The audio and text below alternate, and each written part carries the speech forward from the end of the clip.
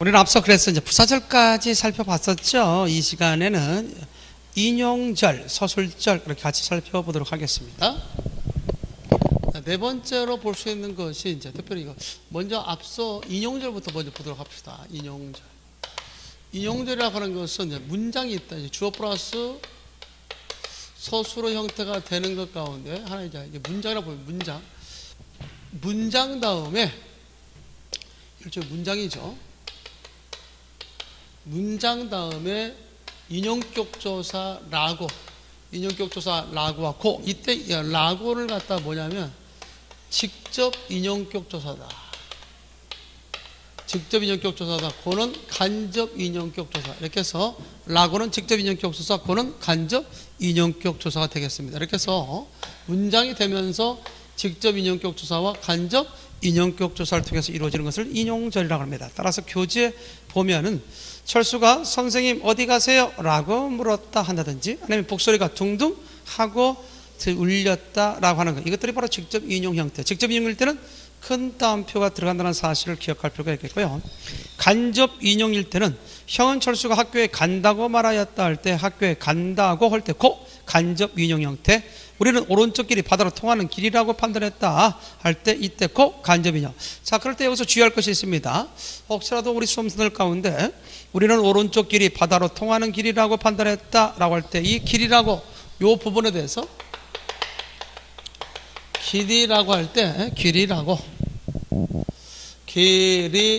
할 때 이런 부분에 대해서 우리가 생각을 좀 해볼 필요가 있겠다. 이렇게 해서 길이라고, 자, 이때 길이라고 할 때 이 라고를 직접 인용격소라고 하면 틀립니다. 이것에 대한 문법적인 것을 물어보면 이때 라는 서술격 조사 이 다에서 이 아래 다가 라로 바뀌어서 라가 된 거고, 이때 고만이 간접 인용격 조사입니다. 이때 고만이 간접 인용격 조사라는 점. 따라서 길이라고 할 때 라 형태 기억을 해둬요. 간접 인용격 조사. 라고 자체해서 자체 직접 인용격 조사하면 틀립니다. 이 다가 이라로 됐다. 이때 라는 간접 인용격 조사 형태로서 이해된다는 것 아울러서 생각해 두면 되겠습니다. 자, 그런 부분들이 시험 문제터로 잘 나오겠다라고 얘기할 수 있겠네요. 자, 이렇게 해서 직접 인용, 간접 인용 관련돼서 기억해 둘 필요가 있습니다. 확실하게 알아두시기 바랍니다. 자, 그 다음에 마지막으로 우리가 인용절과 관련돼서 바꿔요 서술절에 대한 이야기. 자, 인용절, 일단 문장 내에서 무슨 역할을 한다는 것은 알아도요. 이때 인용격 조사라는 것이 전부 다 부사 인용격 조사니까 문장 내에서는 부사어 기능한다. 따라서 절이라고 하는 것도 역시 문장 내에서 특정 성분 기능을 한다는 거 기억해 두시고요. 서술절 같은 경우는 문장 내에서 서술어 기능을 하는 것인데, 자, 이것은 다음 같은 것을 쓸 수 있습니다. 여러분들 교재도 있지만 철수는 키가 크다. 하나의 문장을 보니까 철수는 키가 크다 할 때 이때 키다 크다가 문장 내에서 서술어 기능을 하는데 여기에 대해서 크다에 대해서 키가 주어가 될 수 있죠. 따라서 다시 한번 주어 플러스 서술어 관계를 갖는다는 점, 그런 점에서 이 경우를 서술절이라고 얘기합니다. 따라서 여러분들 기억해둬요. 서술어 불붕이, 즉 서술부가 또다시 주어 플러스 서술어 관계될 때를 서술절이라고 한다. 자, 이런 말이 또 있거든요. 서술절은 또 다른 서술절을 안을 수 있다. 서술절은 또 다른 서술절을 안을 수 있다. 이 부분에 대해서도 하나 기억해 두는 게 좋겠는데, 영희는 다리가 길이가 길다. 자, 여기는 다리가 길이가 길다라고 할 때 이때 전체 다리가 길이가 길다가 전체 영희를 서술해 주는 부분이 되겠죠. 따라서 이 부분이 서술부인데 또다시 이것이 주어 플러스 서술어가 되고요. 또다시 길이가 길다 길이가 또다시 주어 플러스 서술어가 되죠. 따라서 우리는 기억해야 될 것은 서술절은 또 다른 서술절을 안을 수 있다. 이것도 하나 팁으로 알아둘 필요가 있습니다. 자, 그러면서 또 주의할 것이 있습니다. 뭐가 있느냐? 영희는 바보가 아니다. 자, 영희는 뭐가 아니다. 같이 바보가 아니다 라고 할 때 이것도 하나 우리가 기억을 해둘 필요가 있겠네요. 자, 영희는 뭐가 아니다. 다 같이 바보가 아니다 라고 할 때 아니다. 아니다, 뭐가 아니다, 바보가 아니다 라고 할 때 이 바보가는 전체 문장 내에서 요게 보호 역할을 하기 때문에 이때의 바보가는 아니다에 대해서 주어 역할을 할 수 없죠. 그러므로 이것은 서술절 않을 문장이 아니다, 서술절 않지 않았다, 이런 정도도 우리가 알고 있으면 되겠습니다. 이런 것들이 이제 시험 문제 출제가 되면 답할 수 있어야 되지 않겠는가. 자, 뭐 어렵지 않습니다. 그런 부분을 중심으로 해서 생각해 두라는 것이고요.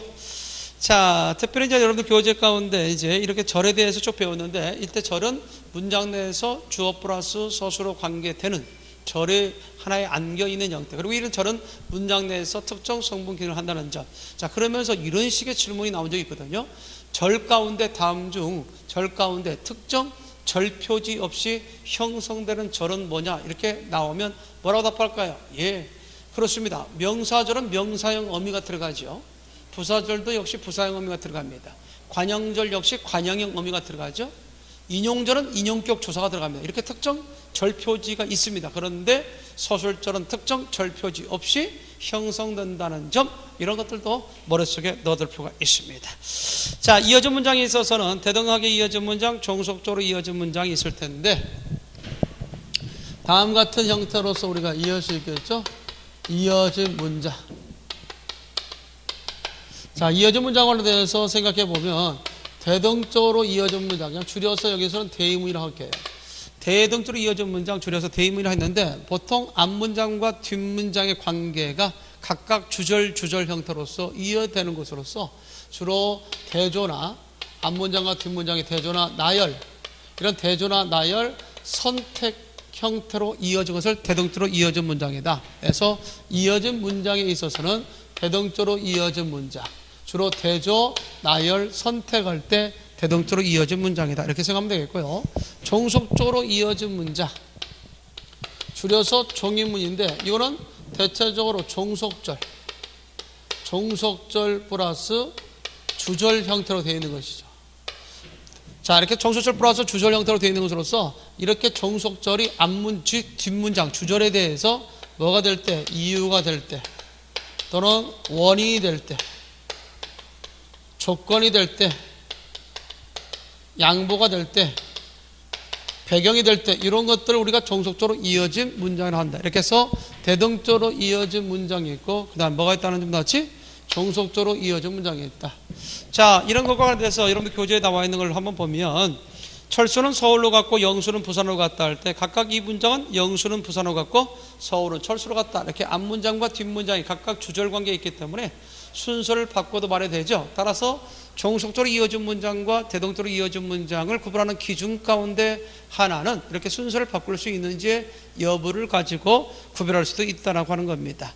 자, 그런데 이제 종속적으로 이어진 문장 같은 경우에 있어서는 종속적 연결 의미에서 이어진 것으로서 대체적으로 봄이 오니, 날씨가 따뜻하다. 왜 날씨가 따뜻하죠? 봄이 오니까. 앞문장이 뒷문장에 대해서 이유나 원인, 조건이 될 수 있죠. 이런 경우에 있어서는 앞문장과 뒷문장의 순서를 바꿀 수가 없다는 겁니다. 예를 들어서 날씨가 따뜻하니 봄이 온다, 말 안 되죠. 이렇게 해서 종속적으로 이어진 문장, 따라서 대등적으로 이어진 문장과 종속적으로 이어진 문장을 구분하는 기준, 앞서 이야기했던 것처럼 순서를 바꿔봐라.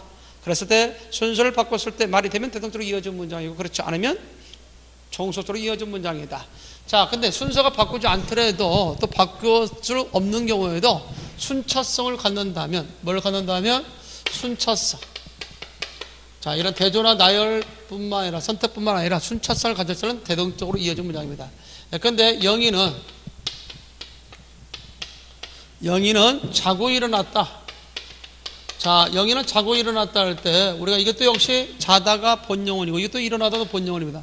대형되는 주어가 동일하기 때문에 하나의 주어를 생략한 건데, 그래서 이 문장은 영희는 잤다, 영희는 일어났다라는 문장. 그렇다고 해서 이 문장을 영희는 일어나고 잤다라고 할 수는 없죠. 자, 그러므로 이걸 순차성이라고, 이렇게 순차성을 가질 때도 대등적으로 이어진 문장으로 취급한다. 이렇게 해서 하나 팁으로 알아두기 바랍니다.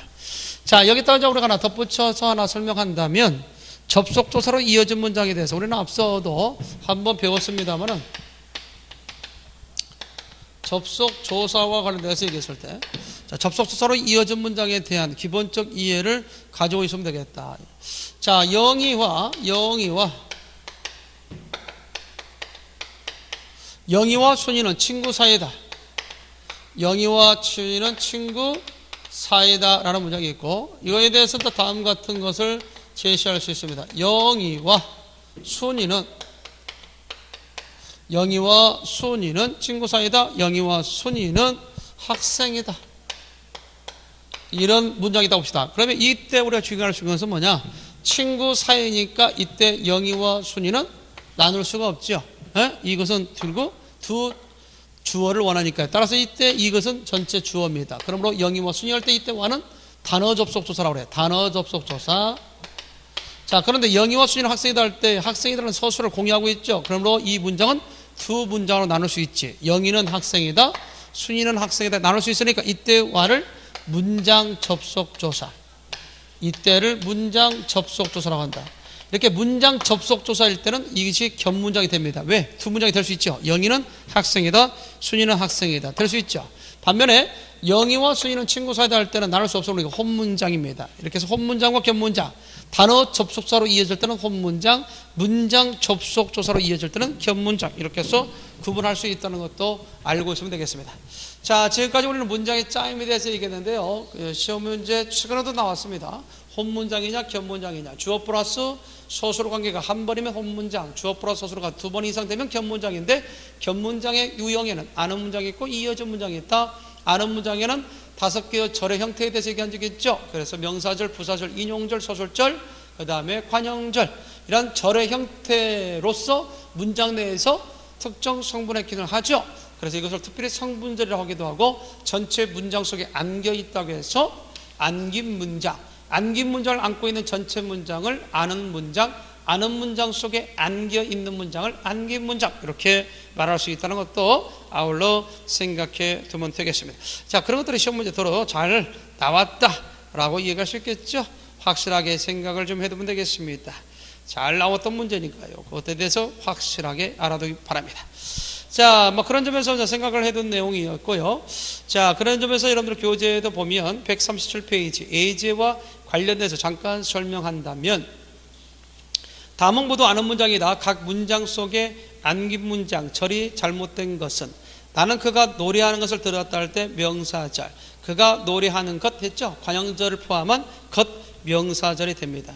힘이 가장 센 호랑이 호철이가 앞장을 섰다 할 때 힘이 가장 센 전체가 뒤에 호철금이죠. 그래서 관형절 맞습니다.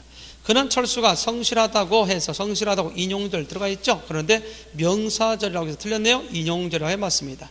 토끼는 귀가 크다 할 때 귀가 크다가 앞서 토끼를 서술해 주는 말, 서술부가 귀가 크다 주어 플러스 서술되니까 서술절. 나뭇잎이 소리 없이 떨어진다 할 때 소리 없이가 뒤에 떨어진다는 의미죠. 그래서 부사절. 이렇게 해서 문제의 답은 3번임을 알 수 있겠네요. 자, 그런 것들을 바탕으로 해서 알아두면 되겠습니다. 뒷내용에 대해서는 쭉 한 번씩 읽어보면서 여러분들 교재 140페이지 예제 부분을 좀 잠깐 보도록 하겠습니다. 예제 부분 보니까 앞문장이 정보에 따라 혼문장이 되기도, 자, 이거 중요하거든요. 앞문장의 정보에 따라, 자, 앞문장의 정보에 따라 혼문장이 되기도 하고 겹문장이 되기도 하는 것이 아닌 것을 그랬습니다. 아닌 것 그랬네요. 아닌 부분에도 역시 밑줄을 해놓기 바랍니다. 철수와 복동이는 공로를 했다 할 때, 이 경우는 공로를 했다 할 때 이것이 꼭 반드시 두 사람이 함께 한다는 원칙은 없죠. 그러므로 철수는 공로를 했다, 복동이는 공로를 했다, 이렇게 두 문장으로 나눌 수 있다는 점이죠. 꽃이 예쁜가 보다, 꽃이 예쁜가 보다 할 때 이때 우리가 기억할 수 있는 것은 뒤에 보다란 말은 보조용어입니다. 따라서 꽃이 예쁜가 보다라고 할 때에 우리가 기억할 수 있는 것은 요거는 보조용어이라고 볼 수도 있고, 또 하나는 본용어이라고 볼 수도 있겠네요. 꽃이 예쁜가 보았다, 살폈다는 의미도 될 수 있으니까요. 그래서 우리가 보조용어이라고 하는 의미로도 쓸 수도 있고 본용어로도 쓸 수 있으니까 두 가지적인 의미를 갖고 있음을 확인해 볼 수 있네요. 그래서 1번 같은 경우도 보면 또 혼자 했는지 아니면 같이 했는지, 각각 했는지, 즉 철수와 복동이가 공로를 했다는 말이 함께 했는지, 문제 제가 다시 한번 설명하겠습니다. 철수와 복동이는 공로를 했다 할 때 정보에 따라서니까 함께 했으면 혼문장이고 각각 했으면 겉문장. 꽃이 예쁜가 보다 할 때 이때 뒤에 보다를 갖다가 우리가 보조용어로 보면 혼문장이고 본용어로 보면 예쁘다의 주체 꽃이고 보다의 주체는 사람이겠죠. 그래서 두 문장으로 본다면 견문장이 되기도 했다. 철수와 영희는 결혼을 했다 할 때 이 경우가 함께 같이 했으면 혼문장이겠지만 각각 따로 했다면 견문장이 될 수 있다는 것. 따라서 정보에 따라서 1번부터 3번까지는 혼문장도 될 수 있고 견문장도 될 수 있다. 근데 4번 같은 경우는 보면 철수와 영희는 한강에서 같이 스케이트를 탔다 할 때 이 같이라는 말이 있잖아요. 같이라는 말이 있기 때문에 앞에 두 주어를 반드시 원하게 되죠. 따라서 철수와 영희는 한강에서 같이 스케이트를 탔다는 것은 오로지 혼문장으로만 이해됩니다. 따라서 답은 4번입니다. 이제 2번도 볼까요? 다음에서 혼문장이 아닌 것은 장미꽃이 활짝 피었다 할 때 이때 피다라는 자동사 주어만 원하죠. 따라서 혼문장. 그 아이가 꽤 영리하다. 영리하다 자체도 마찬가지죠. 형용사로서의 주어만 있어도 하나의 문장이 형성될 수 있으므로 혼문장. 철수와 영희가 학교에 갔다 할 때 이것도 역시 학교에 갔다 할 때는 어때요? 자, 철수가 학교에 갔다, 영희가 학교에 갔다 두 문장으로 나눌 수 있으니까 이거는 견문장이 되겠죠. 따라서 2번에 답은 3번이고요. 4번에 있어서는 알지 못하다에 대해서 결국 타동사로서의 목적어 사실 원한다. 따라서 주어 하나 원하니까 이건 혼문장이고요. 띠다, 미소를 띠다, 그가 얼굴에 따라서 혼문장입니다. 그래서 2번의 답은 3번으로 해야 되겠고요. 3번과 관련돼서 보면 다음에서 견문장이 아닌 것은 뭐냐라고 되어 있습니다. 자, 첫 번째 1번 보니까 철수가 선생님 어디요 가세요 라고 할 때 인용절 들어가 있고요. 이제부터 우리가 무엇을 할 것이냐가 문제다라고 할 때 이것도 역시 우리가 기억을 좀 해둘 필요가 있습니다. 이제부터 우리가 무엇을 할 것이다. 전체 하나의 문장이 주어 역할을 하고 있다. 이것도 하나의 크게 봐서 명사절로 봅니다.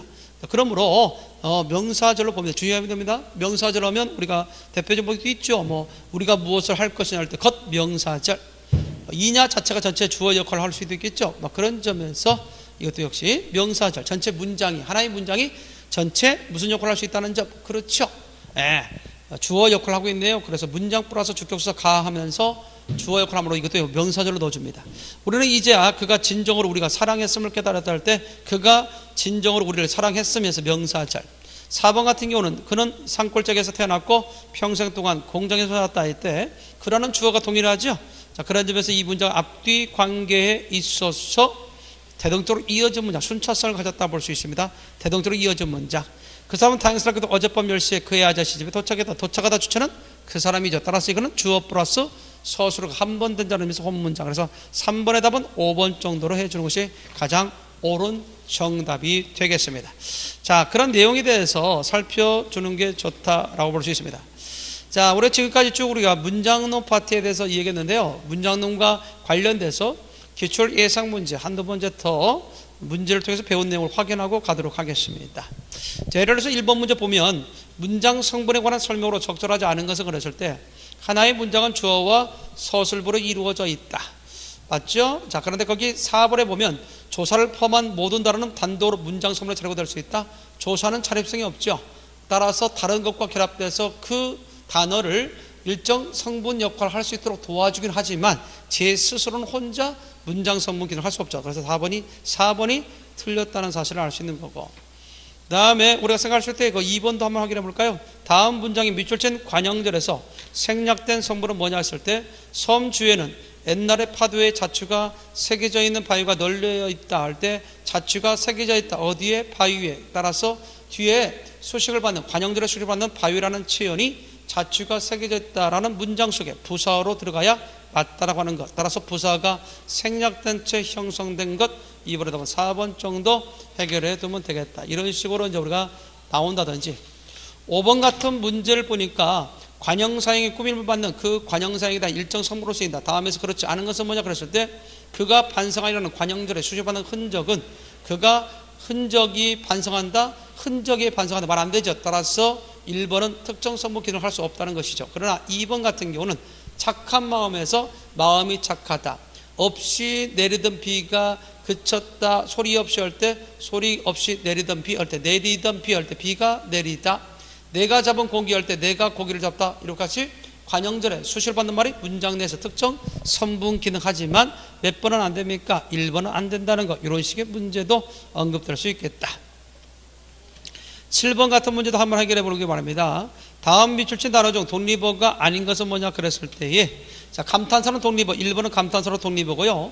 2번 같은 경우는 사람 이름 플러스 혹격조사에서 독립어가 될 수 있다. 그러는데 3번과 4번이 접속부사가 나왔는데 3번은 단어 접속부사고 4번은 문장과 문장을 이어주는 문장 접속부사. 그렇기 때문에 3번은 독립어가 아니고 4번은 독립어가 될 수 있다고 하는 것도 아울러 기억해 두어야 됩니다.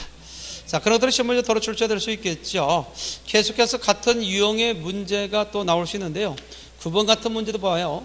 밑줄 친 문장 선봉 중 목적어가 아닌 것은 뭐냐 할 때 이런 모습 상상하다, 뒤에 상상하다가 타동사로서 목적을 요구하기 때문에 이런 모습을 해서 목적어가 되는 거고요. 이 책은 뒤에 내가 읽다라는 용언이 나왔죠. 읽다는 타동사이기 때문에 목적어 요구되죠. 그래서 목적어. 3번은 정부는 이번 조치에 세제 혜택만 가져갈 때 보조사가 목적격 조사를 대신하고 있죠. 강조하다 무엇을? 세제 혜택을. 맞습니다. 그런데 4번은 일반하게 할 때 이 얘기가 부사격 조사니까요. 일반하게는 부사어로 봐야 됩니다. 그래서 9번의 답은 목적어가 아닌 것 4번이 답이다 라고 할 수 있습니다. 자, 우리가 서술어 자릿수에 대해서 배운 적이 있죠. 주어만 원하면 한 자리, 주어 위에 목적어 또는 부사어 보어를 원하면 두 자리라고 했습니다. 그리고 주어 위에 목적어도 원하고 부사도 원하면 세 자리라고 했는데요. 11번에 한번 볼까요? 밑줄 친 것 중 세 자리 서술어가 아닌 것은, 우리가 세 자리 서술어는 특정 서술어에 대해서 기억해 두라고 했는데 주다, 받다, 들이다, 바치다, 넣다, 삼다, 여기다, 간주하 등등 이동하다, 옮기다도 마찬가지겠죠. 이런 것들이 세 자리 서술어라고 하겠습니다. 그러므로 문제답은 2번이 아니군요. 1번은 넣다, 3번은 주다, 4번은 삼다가 있으니까 확인될 수 있었을 겁니다. 자, 그 내용을 좀 알아두시면 되겠고요. 자, 그 다음에 우리 기억하시는 가운데 거기에 또 제시가 되어 있습니다. 어떤 내용이 있을까요? 13번 같은 문제도 같은 유형에서 볼 수 있는 건데 밑줄 친 명사가 관형절 속에서 하는 기능이 다른 하나는 뭐냐 이렇게 했을 때 형이 본 사진, 형이 사진을 보다 할 때 목적어, 내가 어제 읽는 책을 읽다 목적어, 영희가 찾던 사람을 찾다 해서 사람 목적어. 그러나 4번에 있어서 어제 일하던 남자 할 때 남자가 일하는 것, 그러므로 주어로 쓰인 거죠. 이렇게 해서 13번의 답은 4번 관형절에 수시를 받는 말이 문장 내에서 기능이 다른 걸 찾는 문제일 때 해결될 수 있을 것 같고요. 16번 문제도 해결해 두기 바랍니다. 서술절이 들어있지 않는 문장은 뭐냐 했을 때 토끼는 앞다리가 짧다 할 때 서술절 들어가 있죠. 머리 길다, 직장 멀다 다 마찬가지입니다. 그러나 대학생이 되다나 아니다는 뭘 요구한다고 했죠? 그렇습니다. 보호를 요구한다고 했죠. 그래서 문제답 4번이라는 것도 알고 있으면 될 것 같습니다. 자, 용어에 대한 이해가 좀 어려워서 여러분들을 잘 풀지 못했던 유형 가운데 하나, 예를 들어서 우리가 시험 문제 출제가 될 수 있겠죠. 자, 계속해서 보게 되면 이런 부분들이 있을 수 있겠습니다. 17번에 보니까 보기의 설명에 따를 때